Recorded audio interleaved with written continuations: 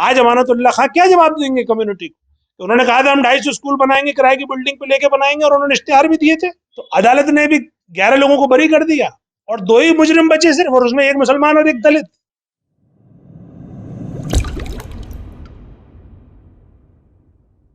जब आप किसी को एक गिलास पानी देते हैं तो आप उसे देते हैं जिंदगी के कुछ घूंट। तो क्यों ना हो वो हर घूंट हेल्दी और 100% प्योर। घर लाइए यूरोफोब्स वाटर प्यूरिफायर्स। यूरोफोब्स प्योर वाटर सोल्यूशन। उस केस में अरविंद केजरीवाल वहां गए थे, उन्हें वहां वाल्मीकि समाज ने घुसने तक नहीं दिया।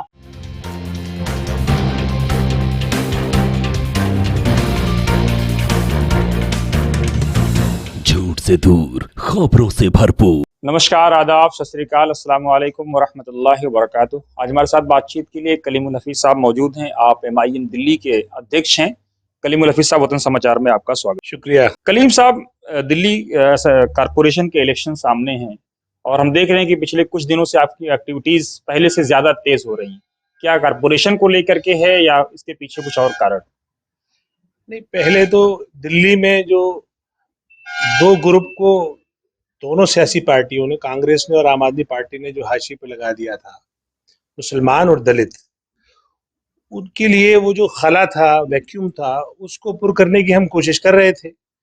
जाहिर बात है, जब उसे पुर करने की हमारी कोशिश है तो हमें मजलिस को कायम करना है, और मजलिस को कायम करना है तो उसके लिए एक्टिविटीज चाहिए। तो वो एक्टिविटीज आपको अल्हम्दुलिल्लाह नजर आ रही हैं, और इसमें कोई दो राय नहीं कि जो MCD का इलेक्शन है अब से 6 महीने बाद, उसकी तैयारियां भी इसमें शामिल हैं। इसलिए कुछ आपको और भी ज्यादा एक्टिव नजर आ रहे हैं लोग। आपकी पार्टी पर और आपके नेताओं पर ये आरोप लगता रहा है कि आप बीजेपी के लिए काम करते हैं। जाहिर सी बात है, जब कारपोरेशन में आप आएंगे तो आप पे ये आरोप लगेगा कि बीजेपी की बी टीम है। उधर कांग्रेस आप पे आरोप लगाती है कि आप बीजेपी की बी टीम है। तो ये कौन क्या है, ये कैसे चलेगा पूरा समीकरण? देखिए, बीजेपी की बी टीम कौन है ये सबने देख लिया दिल्ली दंगों में, कोरोना में, और अभी हज हाउस में, अभी जो दिल्ली में जो नारे लगे मुसलमानों के खिलाफ उसमें, जामिया में जो अटैक हुआ उसमें, आम आदमी पार्टी और अरविंद केजरीवाल का किरदार क्या रहा। उसने किस तरह से अपने उन वोटों के साथ बेवफाई की जिन्होंने उनको वोट देकर मुख्यमंत्री बनाया। जाहिर बात है वो RSS का और बीजेपी का काम है। तो सही मायनों में RSS के पास ही MCD है, तीनों बीजेपी की शक्ल में। RSS के पास ही दिल्ली विधानसभा है अरविंद केजरीवाल की शक्ल में, और RSS के पास ही 7 लोकसभा है बीजेपी की शक्ल में। तो इसलिए दिल्ली में ए टीम और बी टीम बिल्कुल वाजे है, अब इसको बार बार कहने की जरूरत भी नहीं है। रहा बात हमारे ऊपर इल्जाम का, यानी मजलिस पे जो इल्जाम लगता है, ये आप समझ सकते हैं, इसका वाहिद वजह है कि वो पार्टियां जो मुसलमानों को अपना बंधुआ वोट समझती है, जब उनको लगता है कि ये वोट कहीं अपनी अपनी क़यादत को मजबूत न कर दे, अपनी पार्टी को कहीं ना अपना ले, अपने झंडे के नीचे ना आ जाए, इसलिए वो उस झंडे को, उस पार्टी को, उस क़यादत को बदनाम करती है। अब उन्हें बदनाम करने का और कोई तरीका मिलता नहीं है। वो सिर्फ इतना ही कहती है कि ये बीजेपी की भी पार्टी है। अब अगर आप देखें, जब से मुस्लिम पार्टी कहीं जहां भी कोशिश करती है, चाहे नेशनल लोकतांत्रिक पार्टी ने कोशिश की हो, चाहे पीस ने की हो, चाहे मुस्लिम मजलिस ने की हो, या दूसरी किसी मुस्लिम पार्टी ने कोशिश की हो, उस पर हमेशा एक ही इल्जाम लगा देती हैं ये तथाकथित नाम निहाद सेकुलर पार्टियां कि ये बीजेपी की बी टीम है। तो इसलिए अब इसमें कोई दम नहीं रहा है, पब्लिक सब समझ गई है।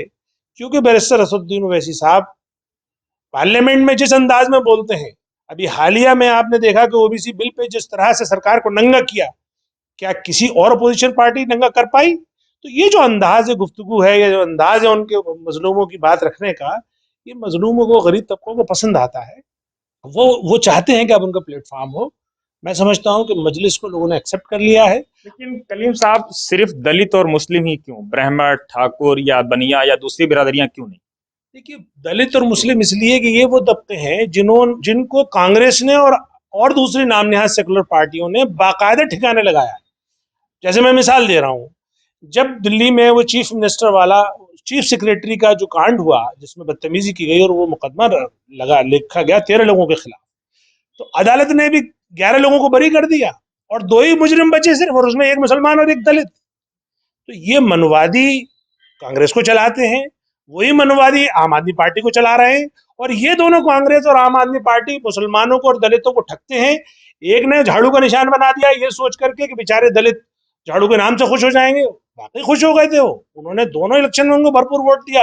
लेकिन अब जरा देखिए दलितों में कितनी नाराजगी है। अरविंद केजरीवाल को गुड़िया वाल्मीकि के जो अभी अपहरण और उनका मर्डर हुआ है, सॉरी गैंगरेप, और उनको जिंदा जलाया गया है, उस केस में अरविंद केजरीवाल वहां गए थे, उन्हें वहां वाल्मीकि समाज ने घुसने तक नहीं दिया। इससे अंदाजा लगाइए कि वाल्मीकि समाज या दलित समाज कितना इनसे नाराज है। मुसलमानों को तो कहने ही क्या, मुसलमानों में जो दंगे में जो दिल्ली जली और मुसलमानों के घर लुटे, वहां आज तक उनका हाल पूछने अरविंद केजरीवाल नहीं गए हैं। तो इससे अंदाजा लगा लीजिए कि ये दो तबके जो हैं कितने इनसे नाराज हैं, कितना इन्होंने इनको इग्नोर किया है। और यही दो तबके मिलके दिल्ली की 35% आबादी बनते हैं। आखिर 35% आबादी की आवाज कौन उठाएगा? मजलिस आ गई। मजलिस चाहती है कि सबसे पहले मजलूम तबका यानी दलित और मुसलमान की आवाज हो, उसके बाद जाहिर बात है दूसरा अल्पसंख्यक वर्ग है हमारा सिख। सिख भाई भी परेशान है, देखिए सड़कों पे पड़े हुए हैं पिछले 8-9 महीने से। ये दोनों सरकारें उनका हाल पूछने नहीं गई, तो जाहिर बात है उनकी भी उम्मीदें हैं, वो भी मजलिस से उम्मीदें लगा रहे हैं। तो ये तीन ग्रुप मिलके 40% बैठते हैं और ये सरकार बनाने में और किसी को सरकार बिगाड़ने में काफी है। और हम चाहते हैं कि ये तीनों ग्रुप मिलके दिल्ली की आवाज बने और ऐवानों में अपना रिप्रेजेंटेशन करें। कितनी सीटों पे आप कारपोरेशन चुनाव में लड़ेंगे, क्या तैयारियां हैं, क्या सभी सीटों पे लड़ेंगे या फिर कुछ सिलेक्टेड सीटों पे? देखिए अभी जो हमारी तैयारियां और जिस तरह से हमें फीडबैक मिल रहा है ये बहुत ही उम्मीद अफजा है। जो मुस्लिम बहुल इलाके हैं उन पे तो इंशाल्लाह हम जरूर लड़ेंगे। अब उसमें बहुत सारे ऐसे इलाके हैं जहां पे दलित और मुस्लिम बहुल है, वो इलाके भी हमने आइडेंटिफाई कर लिए हैं, वो भी हम लड़ेंगे। और ये मिला के दोनों अगर इलाके मिला दें तो दिल्ली में तकरीबन ये कोई 70 से 80 होते हैं। लेकिन कितने सीटों पे लड़ेंगे ये फैसला तो हमारी हाईकमान बैरिस्टर असदुद्दीन ओवैसी साहब या नेशनल पार्टी करेगी। जी पार्लियामेंट बोर्ड करेगा। अब वो जो भी फैसला करेगा हम मानेंगे। लेकिन मुझे ऐसा लगता है दिल्ली सदर की जिम्मेदारी संभालने के बाद कि दिल्ली में काफी गुंजाइश है और दिल्ली में हम कारपोरेशन में चौंकाने वाले नतीजे देंगे इंशाल्लाह। क्या मुद्दे, किन इश्यूज पे आप आएंगे? क्या हार्डकोर मुस्लिम इश्यूज होंगे या दलितों के कुछ इश्यूज होंगे या सरदारों के या ओवरऑल दिल्ली वालों के कुछ इश्यूज होंगे? देखिए हमने दो इश्यूज को दो हिस्सों में बांटा है। पहला हमारे सोशल इश्यूज हैं। सोशल इश्यूज वो है जो हमें एज ए पार्टी करना है, यानी हमारी जो कम्युनिटी है ये बिल्कुल बोसीदा हालत में, इसको रफू की जरूरत है। तो सबसे पहले तो इसको हम वो रफू कर रहे हैं। हमारा ब्रोशर आ चुका है, हमने उसको रिलीज कर दिया है और वो हमारा काम चल रहा है। उसमें एजुकेशन से रिलेटेड, रोजगार से रिलेटेड, सेहत से रिलेटेड, माशरे की बनाने से, यानी जो हम फिरका परस्ती को दूर करने के लिए या फिर फिरका मतलब एक मोहब्बत पैदा करने के लिए फिरकों में, उसके लिए हमने कुछ प्रोग्राम चलाए, वो हम कर रहे हैं, जगह जगह कर रहे हैं। एक दूसरा हमारा जो सियासी जो मैनिफेस्टो है वो हमारा तैयार हो गया है, वो आ रहा है। उसमें जो मेन मुद्दे हैं एमसीडी से रिलेटेड, उसमें पहला मुद्दा हमारा जो मुस्लिम और दलित इलाकों को ये जो सफाई सुथराई में इग्नोर करते हैं। सारी पूरी दिल्ली साफ है, चमक रही है, और कूड़े का ढेर है तो सिर्फ वही बस्तियां जहां मुसलमान रहता है, जहां दलित रहते हैं।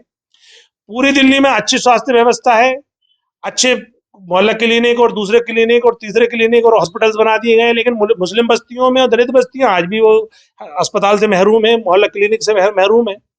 इसी तरीके से स्कूलों पे आ जाइए, प्राइमरी स्कूल जितने भी एमसीडी के वो इलाकों में तो जो अथराइज इलाके हैं उनमें तो हैं, लेकिन जो अनअथराइज इलाके हैं वहां पे है ही नहीं। और अनअथराइज इलाकों में ही ज्यादा मुस्लिम और दलित रहते हैं। जो सबसे जरूरी है वो ये कि जो लाइसेंसिंग सिस्टम है जिसमें ये सरकार अपनी मनमानी करती है, जो स्पेक्टर राज है, उस स्पेक्टर राज को खत्म करने के लिए भी हम एक स्कीम ला रहे हैं। आप पार्टी के साथ काफी करीब आप रहे हैं और कांग्रेस के नेताओं के साथ भी आपका रिश्ता काफी मधुर रहा है, तो उसके बाद तीसरा कॉम्बिनेशन कैसे आप अपने आप को पॉलिटिकली सेटअप कर पाए? दोनों पार्टियां बेसिकली ब्राह्मणवाद से गवर्न होती हैं। इनकी नजर में जो दबा कुचला और गरीब वर्ग है, खासतौर से जो हिंदूज में निचली जात है या अल्पसंख्यक ऐसे होल, वो इनकी प्रायोरिटी में है ही नहीं। आज अमानतुल्लाह खां क्या जवाब देंगे कम्युनिटी को? तो उन्होंने कहा था हम 250 स्कूल बनाएंगे, किराए की बिल्डिंग पे लेके बनाएंगे, और उन्होंने इश्तेहार भी दिए थे। लेकिन मजलिस का क्रेडेंशियल है ये कि वो एक मेट्रो सिटी को सर्व करती आ रही है 63 साल से। बहुत बहुत शुक्रिया हमसे बात करने के लिए। शुक्रिया। तो ये थे कलीमुल हफीज साहब, दिल्ली मजलिस के सदर, जिनका कहना यह है कि हम उन सीटों पे लड़ने की कोशिश करेंगे जिस पे दलित और मुस्लिम ज्यादा रहते हैं, लेकिन हम समाज के सभी तबकों को साथ लेकर चलेंगे। और अब हम इन आरोपों का जवाब देने के बजाय कि हम किसकी बी टीम है और किसकी ए टीम है, हम मुद्दों की सियासत में विश्वास रखते हैं। आप देखते रहिए वतन समाचार।